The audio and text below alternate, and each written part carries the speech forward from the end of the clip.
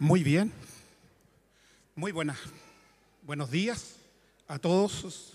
Hoy día vamos a continuar con lo que Luis el domingo pasado ya nos hizo la introducción de la carta de Pedro, de Primera de Pedro, ¿cierto? Donde nos comentaba algunas cosas que son relevantes tener presente. En esa, ¿cierto?, nos ayudaba a entender un poquito en qué o cuál era la situación de las personas que estaban ahí, a quién iba dirigida esa carta, cuál era la circunstancia en que estaba viviendo Pedro y también el hecho relevante de hacer una vista panorámica de lo que era la carta de Primero de Pedro, donde hacía mención, ¿cierto?, que los padecimientos de Cristo, los padecimientos de los cristianos, era parte central o medular de esta primera carta de Pedro. Entonces, ahora vamos a desarrollar un poquito del capítulo 1, de los versículos 3 hasta el 7. Ahí queda un pequeño error, es del versículo 3 hasta el 7 vamos a alcanzar a llegar hoy día, si Dios lo permite. Para recordar, ¿cierto? Ahí en ese mapita donde están viendo aparece, ¿cierto?, las flechas. Las flechas indican dónde está Jerusalén y por supuesto de ahí indican dónde salió todas las tribus o todos los judíos arrancando o en este proceso de emigrar de esa tierra. ¿Hacia dónde? Hacia cada una de esas zonas donde ahí hay un globito rojo, es en esa dirección que es donde está dirigida esta carta. Esta carta entonces está dirigida a todas estas personas que han sido desarraigadas de este territorio y han tenido que emigrar hacia ese otro sector. Esencialmente ahí estaba Asia, ¿cierto?, Galacia y algunas otras zonas. Entonces tenemos, ¿cierto?, esa es la situación en la cual estamos entendiendo o está viviendo esta carta, donde está construida.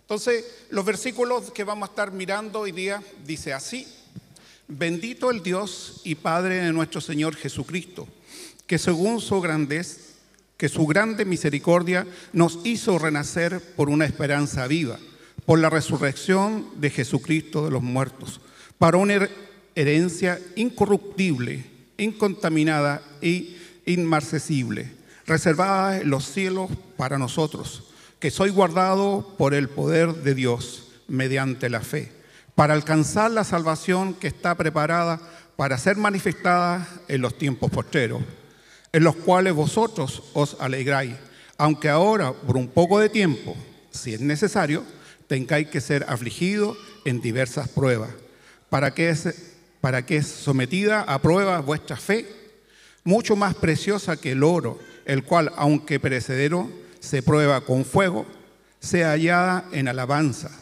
gloria y honra cuando sea manifestado Jesucristo. Este es un hermoso pasaje en el cual nosotros realmente debiéramos sentirnos regocijados de la esperanza que tenemos cada uno de los cristianos, que es lo que anhelamos en nuestro corazón, el poder darnos cuenta que hay una esperanza y esa esperanza debe estar alojada en nuestros corazones y cada vez, ¿cierto?, en las circunstancias que estemos viviendo, debemos recordar esta esperanza que nos mantiene unidos. Para poder acercarnos un poquito con más detalle a este pasaje, vamos a empezar mirando el versículo 3, que dice: bendito el Dios y Padre de nuestro Señor Jesucristo. Bendito el Dios y Padre de nuestro Señor Jesucristo. Aquí debemos tener algún cuidado. A veces la palabra bendito nos provoca algunas dificultades en términos de entender qué significa bendito el Dios. La voy a cortar ahí el párrafo, bendito el Dios. A veces, ¿cierto?, entendemos la palabra bendito de una sola manera, que es la que proviene de Dios hacia nosotros. Pero esta palabra bendito es una palabra en la cual, ¿cierto?, también significa hablar bien de. Esta palabra también significa hablar bien. Cuando hablamos, ¿cierto?, bendito Dios, estamos hablando bien de Dios. Estamos hablando bien de lo que Él ha hecho en nuestras vidas, de lo que Él está haciendo en nuestras vidas. Tal vez otra palabra que es relevante tener presente, que uno la podría traducir también como alabar. Alabar a Dios. Alabamos a Dios. Alabamos a Dios y Padre de nuestro Señor Jesucristo. Ahí también, ¿cierto?, aparece el que debemos tener cuidado o tener presente el hecho, ¿cierto?, de que no debemos confundir la Trinidad.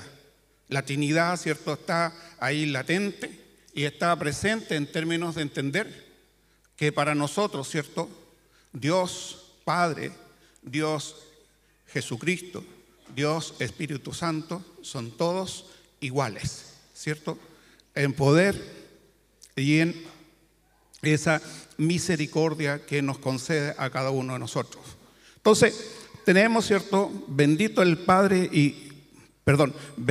Dios y Padre de nuestro Señor Jesucristo, que su gran misericordia, aquí aparece de nuevo otra palabra, su gran misericordia. Tenemos que tener presente que Él ha tenido una gran misericordia con ustedes y conmigo. Con cada uno de nosotros Dios ha tenido una gran misericordia. Nosotros somos, con nuestra conducta, con nuestra forma de ser, merecemos por la justicia de Dios solamente condenación. Merecemos, ¿cierto?, por la santidad de Dios, ni siquiera poder acercarnos a Él. Si no fuera por su misericordia, ¿cierto?, el poder de Él nos aplastaría. El poder de Él no nos dejaría estar cerca. Y así también, ¿cierto?, la misericordia de Dios es nuestra esperanza. La esperanza de saber qué es lo que Dios ha preparado. Y continúa el versículo diciendo, nos hizo renacer por una esperanza viva. Nos hizo renacer. Así que tenemos una esperanza. Cada uno de nosotros tiene una esperanza. Y esa esperanza, ¿cierto?, es la que debemos justamente tener presente. Y eso es lo que le está transmitiendo aquí a los judíos que estaban en esta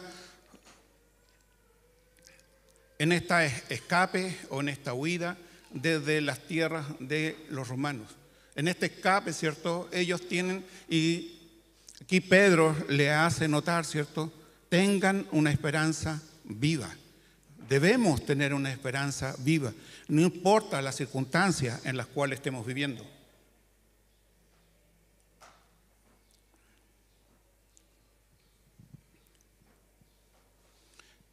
Es cierto,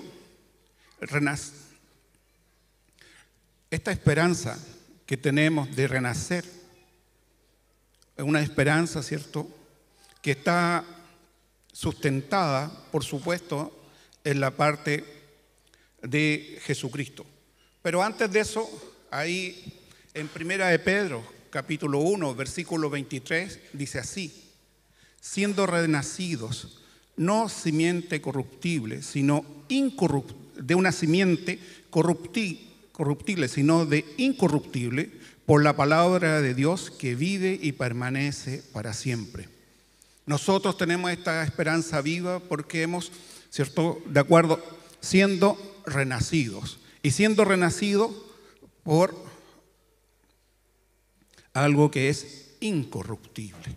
Nuestra esperanza está basada en que nuestro Señor Jesucristo murió y resucitó en la cruz.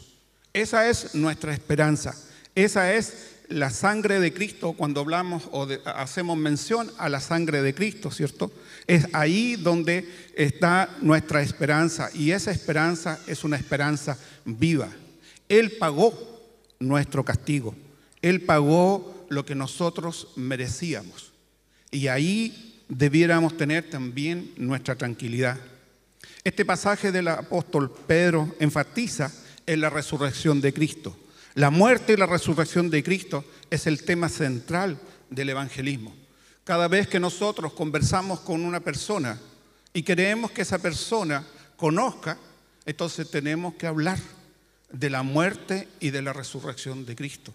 Porque es a través de ese acto es que nosotros tenemos la posibilidad de poder comunicarnos con Dios y obtener esta esperanza viva. Esperanza, ¿cierto?, en la cual cada uno de nosotros está confiado. Que cada uno de nosotros debiera estar confiado. Cada vez que...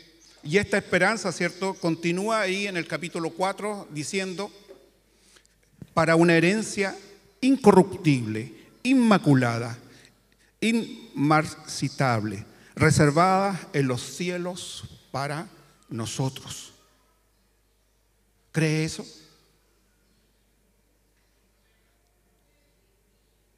¿Cree en eso? Creemos en eso. Creemos que tenemos ¿cierto?, esta herencia. Y esta herencia, ¿cierto?, nos dice que está incorruptible. Es decir, que a través del tiempo no va a ser destruida. A través del tiempo no va a ser marchitada. Va a permanecer tal como la prometió el Señor el primer día. Esta esperanza, ¿cierto?, de herencia está inmaculada. No va a haber nada que la haga cambiar como Él la preparó de antemano. De la misma manera, ¿cierto?, también esta esperanza en la herencia es que no se marchita, es preciosa hoy día y cuando la recibamos como sus hijos. Esta es la esperanza en la cual nosotros nos vamos fortaleciendo y que está reservada en los cielos para nosotros. ¿Sí? Esa es una esperanza que tal vez ha pasado muchos años en su vida, pero no por eso la esperanza debe entenderse como algo que ha ido decayendo, sino por el contrario. Debemos fortalecerlos en esa esperanza de lo que Dios nos ha prometido está intacta, está esperando a cada uno de sus hijos. Cada uno de nosotros, ¿cierto? Dios nos ha preparado esta herencia. Y esta herencia no hay nada que la pueda destruir, nada que la pueda marchitar, nada que la pueda socavar. Va a ser, ¿cierto?, guardada por Dios Padre, Dios Hijo y Dios Espíritu Santo. Y ellos están cuidando de cada uno de nosotros. ¿Acaso esto no podría tener una mayor seguridad para nosotros? ¿Acaso algo podría ser más seguro para nosotros? La respuesta es no. Lo que Dios garantiza nos da una seguridad plena, una seguridad absoluta de que lo que Él ha garantizado para cada uno de nosotros nos debe llevar a una tranquilidad en cada una de nuestros instantes de vida, en cada uno de nuestros suspiros. Tal vez para ayudarnos a entender el contexto de este versículo, sería volver a recordarle, ¿cierto?, lo que partía al principio, decirle en qué circunstancias estaban viviendo los judíos cristianos en ese momento. Estaban sufriendo persecución y dificultades a causa de su fe. Y a ellos le estaba diciendo, confíen, hay una herencia reservada. A pesar de que lo están asesinando, a pesar de que lo están persiguiendo y lo están encarcelando. Tenemos que tener presente en qué circunstancias estaba en el primer siglo la iglesia. En esas circunstancias es cuando Pedro les dice, tengan confianza. Hay una herencia guardada para cada uno de ustedes. Y esa herencia sigue vigente también para cada uno de nosotros hoy día.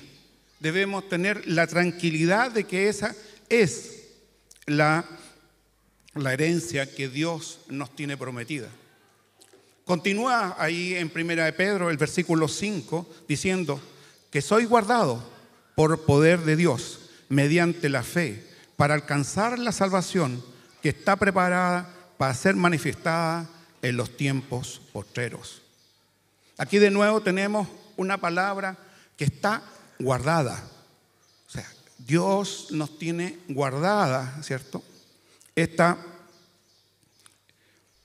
herencia. Y guardada, ¿cierto? Uno lo podría pensar como una noción de simplemente está bajo llave, está simplemente en algún subterráneo oculta, así para que nadie la alcance. Pero esta palabra guardada, desde el griego, significa en realidad, se puede traducir ser vigilante.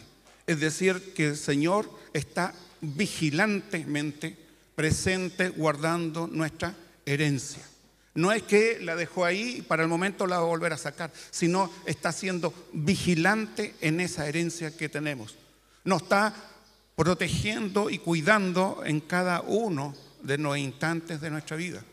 Aquí, ¿cierto? Volvemos a recordar los atributos de Dios que estábamos hablando hace algunos tiempos atrás. Y recordamos que todos los atributos de Dios están presentes y en cada instante. Dios no ha perdido el control de su vida. Dios tiene el control de su vida. En cada una de las acciones que está viviendo, Dios está presente. ¿Se da cuenta que Dios lo está guardando? ¿Está tranquilo porque Dios lo está guardando? Y continúa el pasaje y dice, para alcanzar la salvación que está preparada para ser manifestada en los tiempos postreros. Es decir, no solamente está guardada, sino también en qué tiempo va a ser manifestada. Dios va a manifestar esta salvación, ¿cierto?, en los tiempos postreros. Hay un versículo ahí en el capítulo 1 de Filipenses, capítulo 1, versículo 6 de Filipenses, que dice,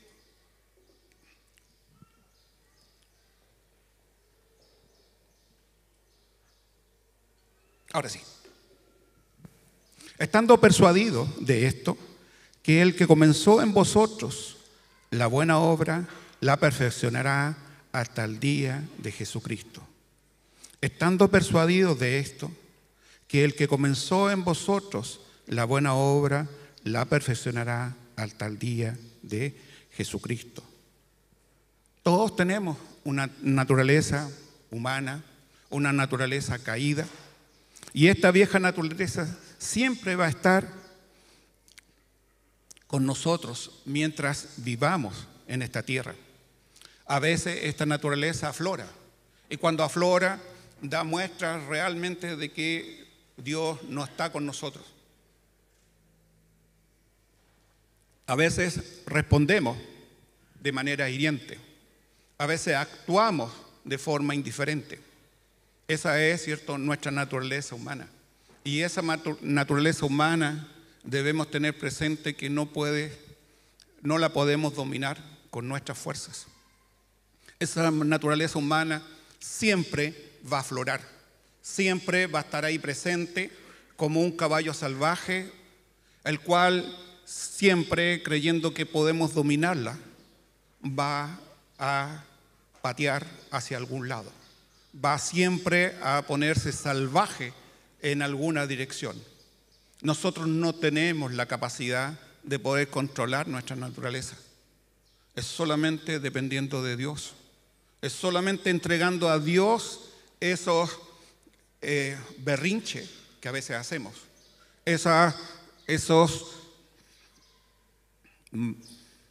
¿Cuál es la mejor expresión? En la cual uno, lo voy a decir a la bruta, creo que es mejor. Uno dice simplemente es mi carácter, ¿no? Mi carácter. Y mi carácter tapa, esconde, ¿cierto?, mi mal genio, mi improperio, mis insultos, mis groserías, mis golpes. y todo tipo de pecados. Todo tipo de pecados. Simplemente lo llevamos, ¿cierto?, al hecho de decir, es mi carácter. No, no es su carácter, es su carne caída. Que usted no ha ido a los pies de Dios a entregar qué pasa con ese carácter. Usted no está luchando, simplemente se está dejando llevar por ese carácter. Es difícil y caemos a veces, por supuesto, pero esa es otra cosa. Es distinto caer a que dejarme llevar por mi carácter y considerar yo soy así, siempre ha sido así. Sí, seguramente siempre ha sido así hasta que no se someta a Dios en esa área. Si esa área no la entrega a Dios, va a seguir siendo así. Y eso continúa, ¿cierto?, acá en que no podemos luchar con nuestras propias fuerzas. Ahí me quedó un poquito chica la letra, así que perdón. Pero está ahí en Filipenses, para los que tengan la Biblia, ¿cierto? Capítulo 3, versículo del 12 al 14. Y dice así: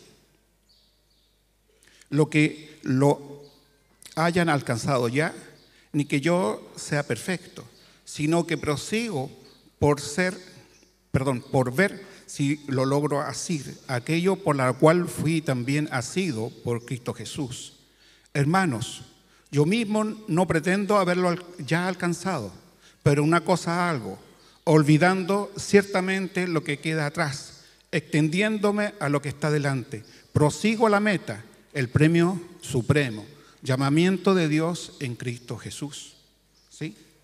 Pablo dice, no que yo lo haya alcanzado, él no pretende que ya lo ha logrado, pero sigue en ese proceso de seguir abordando, seguir trabajando en esas áreas que no ha podido entregar a Dios, que es lo que cada uno de nosotros deberíamos hacer.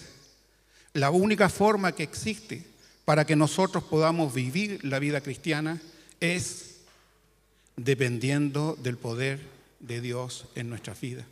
Realmente nosotros no podemos vivir una vida cristiana simplemente con buenos deseos. No podemos vivir una vida cristiana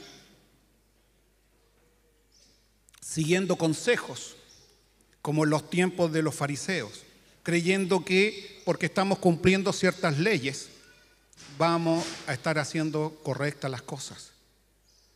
Dios lo que nos mira, ¿cierto?, no es la parte exterior, sino es cómo está nuestro corazón. Podemos estar haciendo algo muy bonito para las personas, pero en nuestro corazón egoísta no es nada lindo lo que estamos haciendo. Podemos, ¿cierto?, ser generosos, pero en nuestro corazón hay juicio a través de esa generosidad. En esa generosidad puede haber orgullo, y eso, ¿cierto?, es lo que Dios va a estar mirando en cada uno de nosotros. Y eso, ¿cierto?, nos lleva a no confundir las acciones con entregar toda nuestra vida a Dios. Debemos cuidar nuestra vida delante de los ojos de Dios, pero nosotros no podemos. Y lo hermoso es que Dios sí nos da esa posibilidad. Dios nos abre ese camino, nos lo está mirando lejos, diciendo, fallaste otra vez, Daniel. Otra vez, Daniel, volviste a meter la pata.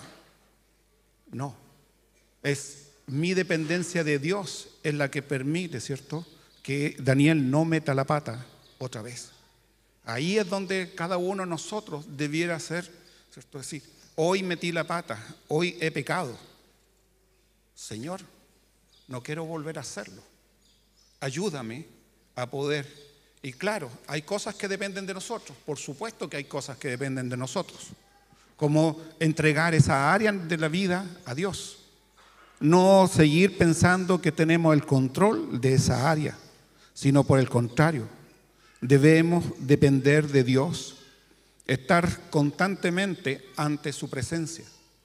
Constantemente ante su presencia. Veíamos o escuchábamos cuánto Cuando las personas, ¿cierto?, dicen, es que no tengo tiempo. No tengo tiempo. No me queda tiempo. ¿Cuánto tiempo usted hacía, por ejemplo, o recuperaba o separaba para estar con la persona que amaba, con su esposo o que fue su esposo? ¿Sí? ¿Cómo podía despender o despejar su agenda para dejar un tiempo de poder conversar? Y si tenía sueño, no era importante. ¿Sí? Si estaba cansado, igual podía sacar fuerzas. ¿Sí? Si tenía, hoy día hay más comodidad que las que hubo en mi tiempo. ¿Sí? Si había que caminar, ¿cierto? Nosotros en nuestro tiempo caminábamos. Hoy día, por supuesto, hay más comodidades, están los teléfonos, uno se puede comunicar mucho más fácil, pero cada vez que uno quiere hacerse tiempo, logra tiempo. ¿Sí? Logra tiempo para hacer deporte, tengo tiempo para poder ir a una fiesta, logro tiempo para poder estar con mis amigos. Y después de todo eso, ¿cierto?, la gran pregunta es ¿cuánto tiempo queda para Dios? Y ahí está la diferencia, ¿cierto? Es donde está organizado nuestra agenda. ¿Cómo organizamos nuestro tiempo? ¿Dónde está Dios en esa agenda? ¿Sí? Cuando hablamos, ¿cierto?, de decir priorice, es justamente, nos referimos a este tipo de acciones. Priorice. Priorice en su vida a Dios. Priorice su vida a Dios. Seguimos ahí, porque ahora ya, ¿cierto?, Pedro en esta carta ya nos ha establecido que tenemos una esperanza, que esa esperanza es grandiosa y que está guardada y que no hay nada que lo pueda arrebatar. Pero también nos lleva ahora a vivir en nuestro tiempo. Baja ya entonces de mirar lo que vamos a obtener en el futuro a lo que vamos a vivir hoy día. Y dice así, en el versículo 6, en lo cual vosotros os alegráis, aunque ahora, por un poco de tiempo, si es necesario, tengáis que ser afligidos en diversas pruebas. ¿Sí? Ya nos garantizó, pero ahora nos lleva, ¿cierto?, a nuestro tiempo. Y en nuestro tiempo dice, en los cuales vosotros os alegráis. Si leímos el versículo completo, la pregunta es, ¿por qué los vamos a alegrar? ¿Por qué los vamos a alegrar si vamos a ser afligidos en diversas pruebas? ¿Por qué nos sentiríamos alegres de vivir estas pruebas? Y estas pruebas, ¿cierto?, está dada en una primera etapa, entendiendo, claro, que estas pruebas van a ser por un corto tiempo. Comparado con la eternidad, nuestra vida es corta. Las pruebas son mucho más cortas las que vamos a vivir.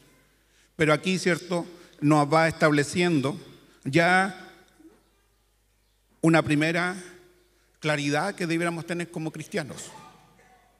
Nosotros como cristianos en esta tierra vamos a vivir pruebas. Nosotros vamos a vivir pruebas. ¿Sí? Si no, le recordamos, ¿cierto?, qué pasó con todos los apóstoles. ¿Sí? Si no, le recordamos lo que pasa con los diferentes misioneros. Cada uno de nosotros ha leído distintas historias de misioneros. Algunas muy hermosas, pero otras muy difíciles. Han vivido y hasta el día de hoy, ¿cierto?, siguen llegando noticias de misioneros en tierras lejanas donde han sido asesinados. Entonces, tenemos pruebas, vivimos circunstancias difíciles, sí, y eso es parte de la vida cristiana. Y aquí, ¿cierto?, nos dice, si es necesario, no solo las diversas pruebas, sino especialmente una necesidad de ser afligido. Dios tiene un propósito para cada una de estas pruebas. Dios tiene un propósito para cada una de estas pruebas. La palabra prueba, ¿cierto? Hoy día se mira como algo difícil, algo que a uno no le gusta, algo desagradable. Pero en realidad, ¿cierto? La palabra prueba uno la puede mirar también como una palabra examen. Vamos a examinar la vida del Daniel. Vamos a examinar tu vida. Vamos a poner una radiografía en tu vida. Vamos a ver cómo está tu vida. ¿Y qué van a hacer esos rayos X? Los rayos del Señor. ¿Cómo está tu vida hoy día? Entonces, la pregunta es, ¿Dios quiere saber cómo está mi vida? No. Dios sabe perfectamente cómo está mi vida. Es yo que me voy a enterar después que pase ese examen, es cómo estuvo mi vida o cómo hice ese examen. ¿Sí? Cómo viví esa prueba. Es Dios mostrándonos que necesitamos de Él, que en estas pruebas necesitamos de Él. No somos capaces de poder llevar adelante, ¿cierto?, esta vida si es que no aprendemos a depender de Él. Entonces, entendiendo que Dios prepara pruebas para nosotros, para que podamos reconocer, para que podamos darnos cuenta que con nuestras fuerzas es imposible, que no podemos lograr con esta naturaleza humana, con esta carnalidad, ¿cierto? No podemos llevarnos a la santificación. Debemos depender de Dios y eso es lo que está reflejando. Muchas veces, ¿cierto?, podemos pensar que vamos a ser capaces de poder llevar adelante, pero es justamente llevándonos ante la presencia de Dios, teniendo claro, ¿cierto?, que debemos depender de Él en cada una de esas circunstancias. No debemos alejarlos de Él en las pruebas, al contrario, debemos acercarnos más a Él, debemos depender más de Él. Tenemos que recordar, ¿cierto?, que las pruebas, las dificultades son solo temporales, son solo por un tiempo. Pablo expuso la misma idea ahí en la segunda epístola a los Corintios, capítulo 4, versículo 17 y 18, que dice así: porque esta leve tribulación momentánea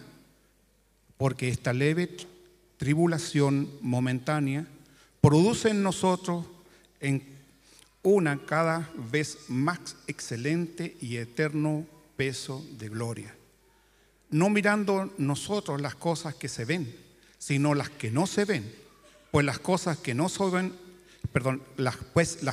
se ven son temporales, pero las cosas que no se ven son eternas. ¿Sí? Cuando nosotros estamos viviendo pruebas, debemos entender que hay cosas que se ven y hay cosas que no se ven. Y en esa, ¿cierto?, es la que debemos mirar a Dios.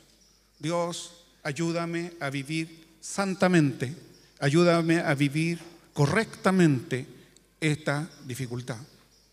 Ayúdame a no pecar contra ti en esta dificultad.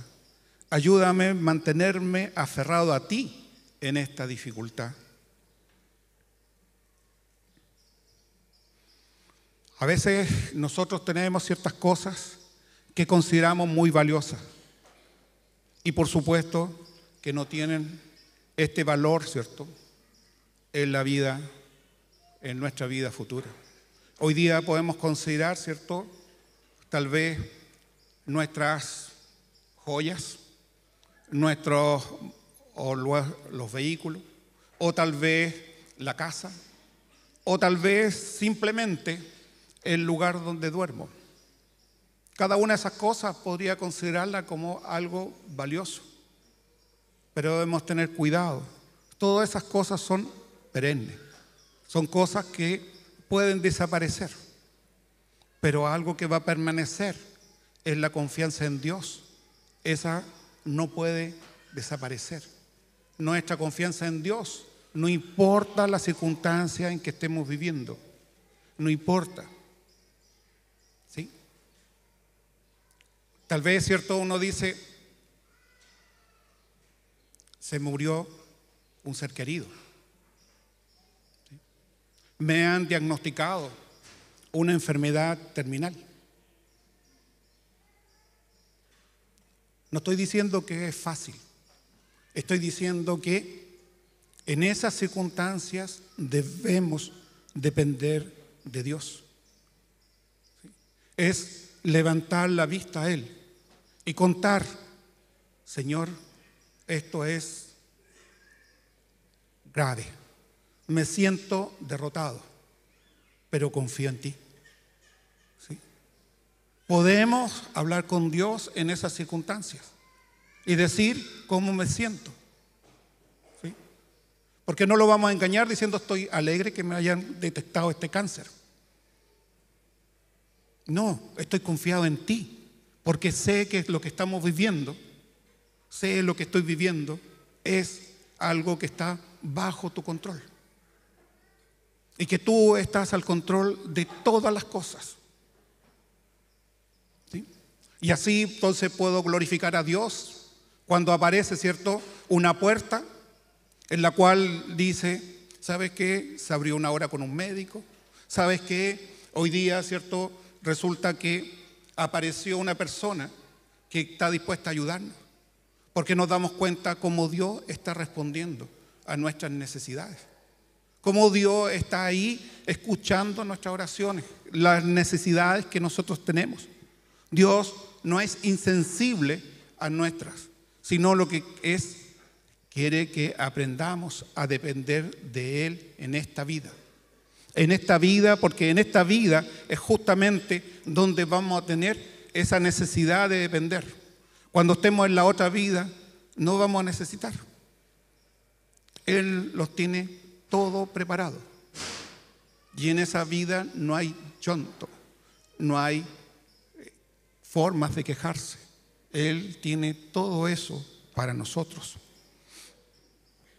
Continuamos con el último versículo para hoy, que dice, para que sometida a prueba vuestra fe. ¿Para qué son las pruebas? Para poner a prueba nuestra fe. Mucho más preciosa que el oro, el cual, aunque perecedero, se prueba con fuego. Sea hallada en alabanza. ¿Qué va a ser hallada en alabanza? Nuestra fe. Gloria y honra, aunque sea manifestado, cuando sea manifestado Jesucristo. El versículo, ¿cierto?, nos hace llamado para que sea sometida a prueba nuestra fe. Esto, ¿cierto?, dice que es tan precioso como el oro. Y ahí entonces miramos, ¿cierto?, la prueba como la parte que saca las impurezas del oro. ¿Sí? ¿Cómo saca la impureza? Entonces, las pruebas, ¿para qué son? Para sacar nuestras impurezas. Para que sea latente para nosotros, vuelvo a decir, no para Dios, para nosotros sea latente las impurezas que estaban ahí. No me había dado cuenta de que confiaba en mi inteligencia. No me había dado cuenta que en realidad siempre había confiado en lo que estaba en mi bolsillo. No me había dado cuenta que confiaba en mi trabajo, que con mi trabajo tenía todo tranquilo el resto de mi vida. No me había dado cuenta, ¿cierto?, que confiaba que mis hijos iban a estar a mi lado. ¿Sí? Porque eran mi orgullo, por ahí. Hasta ahí voy a dejar esa línea. No había dado cuenta, ¿cierto?, de que cada una de las cosas en que Dios está trabajando en mi vida es algo en lo cual yo debo ser capaz de decir, es nada comparado contigo. Es nada comparado contigo. Muy difícil, muy difícil. para nosotros que tenemos a veces algunas cosas en las cuales lo hemos aferrado. Es muy difícil darnos cuenta que somos incapaces, ¿cierto?, de decir, tú eres más importante. Tú eres más importante que mi esposa. Tú eres más importante que mis hijos. Tú eres más importante que todo lo que yo tengo. Y ahí nos empieza a mover el piso. Porque cada uno de nosotros tiene ahí en su corazón cosas arraigadas. Y eso es lo que Dios está trabajando. Tal vez les digo lo siguiente, mira. Podría decir un hombre, tengo fe, pero nunca ha tenido que creer bajo alguna circunstancia difícil. Si una persona no pasa nunca por una dificultad difícil, podría decir que tiene fe. O tal vez, ¿cierto?, una persona, ¿cierto?, a lo cual sus asuntos ordinarios de la vida, ¿cierto?, siempre los puede resolver con todas sus capacidades. ¿Sí?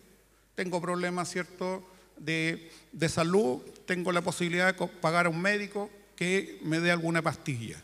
Tengo problemas, ¿cierto?, con el vehículo, tengo la posibilidad de cambiar el vehículo. Tengo esto, tengo la posibilidad de hacer eso. Alguna persona que esté viviendo así, ¿cierto?, que nunca esté pensando en Dios, podrá decir que tiene fe. Es cuando nosotros nos enfrentamos a las dificultades, cuando realmente estamos viviendo, es realmente aflora en nosotros si tenemos esa fe o no tenemos esa fe. Es ahí donde se muestra, ¿cierto? Ahí es donde estamos, ¿cierto?, en el oro que se está fundiendo y sacando la impureza, mostrando realmente cuál o qué somos en nuestro interior. ¿Qué somos en nuestro interior? Dios nos prueba. Es como colocarnos en un horno y quiere sacar todo eso que está dentro de la impureza de nuestro contorno o de nuestra vida. Él quiere obtener este oro puro. Quiere que realmente podamos, ¿cierto?, desarrollar un carácter cristiano. Que nuestra forma de comunicarnos realmente sea un reflejo de Cristo. Realmente podamos reflejar a Cristo en nuestra vida. ¿Sí? Que realmente en nosotros sobreabunde misericordia. En nosotros sobreabunde amor. Que realmente en nosotros, ¿cierto?, no podamos mirar a nuestro hermano y seamos incapaces de saludarlo. Seamos incapaces de tenderle la mano. Que podamos pasar por el lado y no queda como algo de indiferencia en nosotros. Eso es cada vez ir creciendo en el amor de Cristo en nuestras vidas.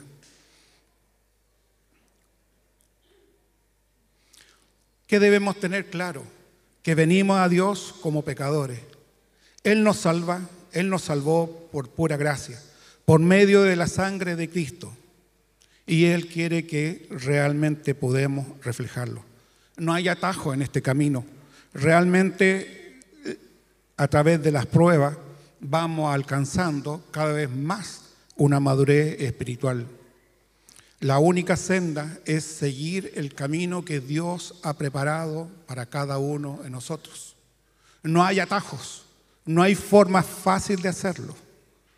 Entonces leo ese versículo saltándome el oro, que dice, lo podemos decir así: para que, sometida a prueba vuestra fe, sea hallada en alabanza, gloria y honra cuando sea manifestado en Jesucristo. En momentos, ¿cierto?, que estemos en la presencia de Dios, tal vez los preguntaremos, a lo mejor debimos haber vivido más pruebas. Tal vez así podríamos alabar, glorificar y honrar a Dios de mejor manera. Pero lo importante no es qué más podríamos hacer, sino lo importante es hacer lo que Dios ha preparado para cada uno de nosotros. Para concluir, ¿cierto? Si usted no conoce o no entiende esto de la vida eterna, si usted nos ha entregado la vida a Jesucristo, porque a través de Él tenemos garantía, tenemos, ¿cierto?, que Él ha guardado para una vida eterna a cada uno de sus hijos. Para poder, ¿cierto?, llamarle a Él Padre, es justamente entender que necesita de Cristo en su vida. Necesita de Cristo en su vida. Y para eso necesita realmente pedirle a Dios que lo considere como parte de sus hijos. Reconocer que usted ha fallado, que realmente usted no está en los caminos. Reconocer, ¿cierto?, el hecho de que Él murió y resucitó por cada una de sus ofensas. Lo llamo a que considere, lo llamo a que no pierda la oportunidad de enmendar su camino, que reconozca que Jesucristo es el camino y es el único camino para llegar a Dios. Ahora también, ¿cierto?, si usted es una hija o un hijo de Dios y está viviendo momentos difíciles, está viviendo pruebas, recuerde que Dios está con usted, que Dios no lo ha soltado. Recuerde que Dios lo tiene tomado de sus manos. Recuerde, ¿cierto?, que en esas circunstancias usted puede y debe depender de Él. No porque está en prueba significa que Dios se ha alejado de usted, sino que Dios está ahí con usted. Y a través de esta prueba, ¿cierto?, Él hará lo mejor en su vida. Hará que su vida cada vez sea una mejor vida cristiana. Vamos a orar. Amado Padre, grandioso Señor, queremos darte gracias.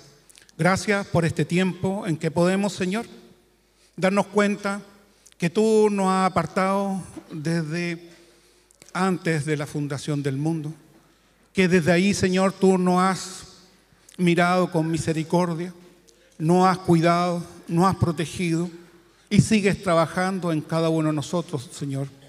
Queremos darte gracias, Señor, por esta esperanza que tenemos, Señor, de la vida eterna. Poder reencontrarnos contigo, agradeciéndote la vida, agradeciéndote las misericordias y los cuidados. Padre, te pedimos, Señor, por cada una de las personas que no te conocen, Señor, para que tú toques sus corazones, transformes su vida y ellos puedan, Señor, reconocerte a ti como Señor y Salvador. Padre, por mis hermanos que están viviendo dificultades, que están viviendo momentos difíciles, Señor, te pido, Padre, que en este momento ellos puedan mirarte, aprendan a dependerte cada vez más de ti y que se gocen, Señor, en que tú estás a su lado, que se gocen en estos momentos de dificultad. Te agradecemos, Padre, porque podemos confiar en ti, que tú harás lo mejor en nuestras vidas. En nombre de Cristo Jesús, amén.